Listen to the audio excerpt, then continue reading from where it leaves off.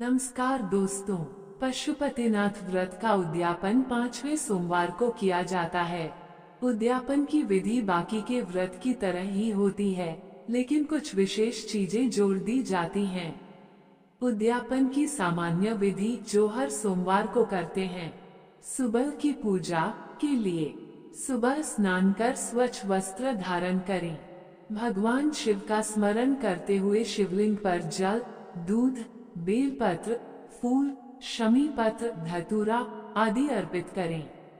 घी का दीपक प्रज्वलित करें, आरती करें और अपनी मनोकामना दोहराएं।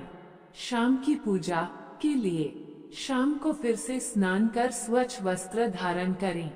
मंदिर जाते समय भोग कोई भी मीठी वस्तु जैसे हलवा, खीर आदि और 6 दीपक घी के साथ लेकर जाएं। मंदिर में भगवान शिव के सामने 5 दीपक प्रज्वलित करें। भोग के 3 हिस्से करें। एक हिस्सा मंदिर में ही भगवान को अर्पित करें। 2 हिस्से अपनी थाली में वापस ले आएं। भगवान शिव से अपनी मनोकामना पूरी करने की प्रार्थना करें। जो एक दीपक आप घर लाए हैं, उसे घर के मुख्य द्वार पर प्रवेश करने से पहले सीधे हाथ की तरफ जलाएं। घर आकर जो प्रसाद का एक हिस्सा लाए हैं, उसे ग्रहण कर अपना व्रत खोलें।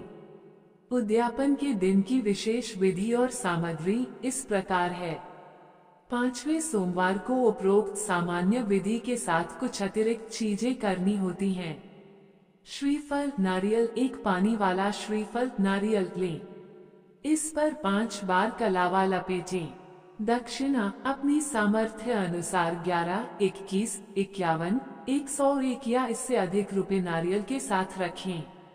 108 वस्तुएं, 108 चावल के दाने अखंडित या मूंग के दाने या बेलपत्र या फूल या जो भी सामग्री आप समर्पित करना चाहते हैं, 108 की संख्या में लें। सीधा कच्चा अनाज, थोड़ा सा सीधा कच्चा अनाज जैसे दाल, चावल, नमक, घी, चीनी, गुड़ आदि निकालें। यह इतना होना चाहिए कि किसी एक व्यक्ति या एक परिवार का एक समय का भोजन बन सके।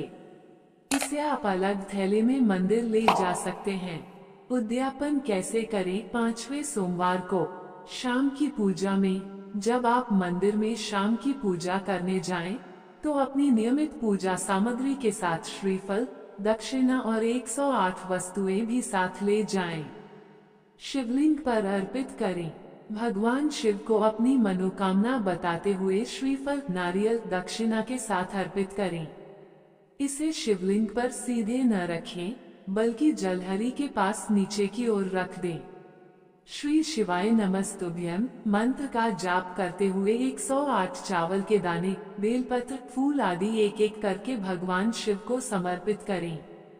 सीधा का दान, सीधा कच्चा अनाज भगवान को अर्पित करें या किसी ब्राह्मण को दान कर दें।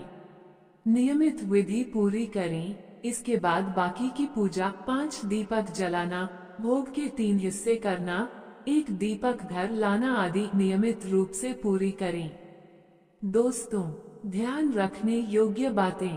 पशुपतिनाथ व्रत लगातार 5 सोमवार को ही करना होता है।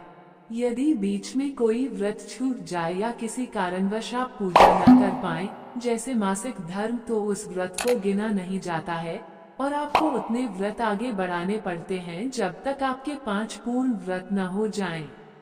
उद्यापन वाले दिन भी आपको व्रत का पालन करना होता है और शाम को प्रसाद ग्रहण करके ही व्रत खोलना होता है। उद्यापन के दिन भी घर पर लाया गया एक दीपक जलाना न भूलें। दोस्तों, वीडियो लाइक, शेयर, सब्सक्राइब करें।